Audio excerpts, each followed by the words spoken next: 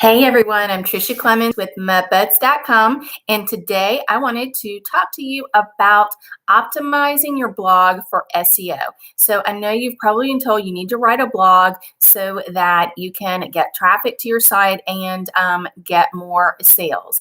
But it's not just writing the blog and sharing it on social media. You also need to make sure you optimize it for SEO. And what I'm going to talk about today is going to focus primarily on WordPress and then a little bit on the Yoast SEO plugin. And the reason I love WordPress so much is over 30% of all websites are built on WordPress, and a lot of that has to do with all of the built-in features for SEO that WordPress has. So the first thing that I want to talk about that you need to do is planning your topic and determining your keyword. And the best thing to do with that is to basically decide your schedule and be consistent with it. And I like to come up with, I would say the best thing is to come up with at least 3 months of topics in advance. If you can do more, I would recommend trying to get out to having a year in advance of topics, just the broad topics done, because a little bit of brainstorming on that can save you a lot of time in the long run. Now, for your keyword, you do need to do some keyword research to make sure that you're selecting keywords and using them that are best for you and your site. You can there are lots of different tools out there to help with that. If you're looking for keywords, for instance, for a YouTube video, I love TubeBuddy. But if you're doing for your blog, there are several things, several of the paid ones, SpyFu, Moz, different things like that. But then also there is a free Chrome extension called Keywords Everywhere that I really like to use as well. So the keyword, doing the research on that is really important, and it's not something that you can automatically pick up and learn overnight. You just need to test it out and try it and see which platforms and apps you like to use the most, and how that works best for your site. The next thing I want to talk about is your meta description. So you've got your keyword, your topic, your keywords, and then you're going to write a short little description about what your blog is talking about. And this should be about, I think it's like 160 characters and no longer than that. This is basically the description. So if someone finds your blog online through the search engine, it's going to come up with the title and then this description. You want it to be really concise and make sure that you're really pulling people in, getting them to come in and visit your blog. It's really important to, you need to make sure you have your keyword there in that meta description. Now for Yoast plugin, it's at the bottom of your blog post, there will be a place that you can go in and change that. If you do not change that, Google will pick what Google thinks is a good meta description, and it may not necessarily be the best for your blog topic. Now, the next thing is going to be your categories and tags. Make sure that you include categories and tags for your blog post. These are going to help group different things for your different blog posts that you're writing. The categories are a much broader topic. The tags are a more narrow, specific topic. And those are just going to help when people are searching for different topics on your website. It just helps them find your blog a lot easier. The next thing I want to talk about is readability. So you really need to have headings throughout your blog post. And by that, I don't mean simply go in and increase the font size. You need to change that to the H2 headings throughout. You need to have at least, you need to have one H1 heading, which is the primary heading for your blog.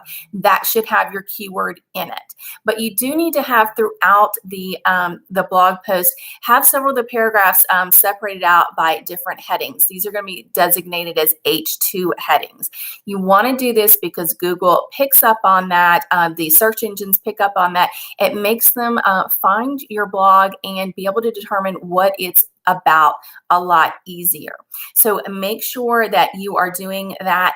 It's got to have that H1, H2 coding in it. The other thing is for readability. There are lots of different things for your blog post. You want to have shorter sentences, shorter paragraphs. Make it easy to read. And like I said, the shorter paragraphs, but then also you can do a few things in there, like bold a few words here or there that are important. Make sure you're using bullet points or lists as much as you can in there. It just kind of separates it and makes it a lot easier to read. Also, make sure you include an image or two. People like looking at images. You can embed a video into your blog post. So that's really the thing. Also, you want to think about your pixel size. When you're on there, you want to make sure you don't have a really small pixel size where people find it hard to read. I would say go for at least 14 to 16 pixel size. The other thing is your links, internal and external links. You want to have at least 2 of each of those in your blog post.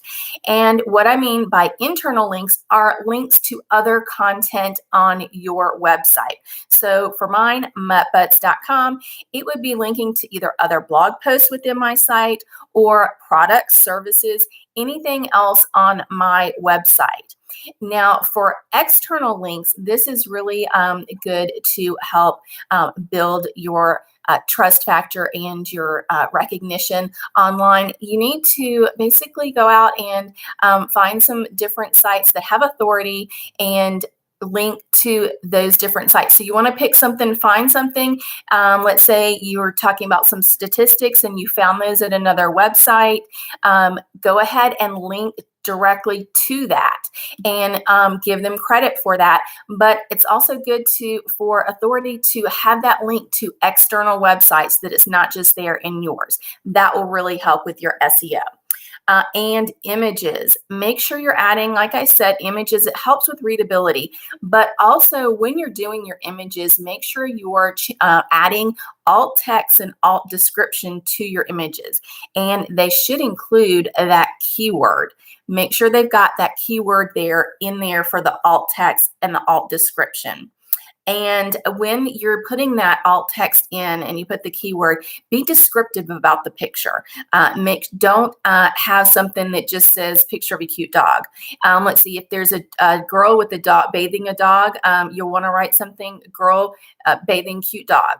Something very descriptive like that so that people can tell exactly what the picture is about. You can include things like infographics on your blog. That's helpful to help share it. Now, we already said you need to share on social media, your email list, but this was specifically talking about things to do to optimize your blog for the search engines, for search engine optimization. And I went through the list pretty quickly, but I'm going to have a blog post later today that you can look at and go through each one of those and let me know if you have any questions.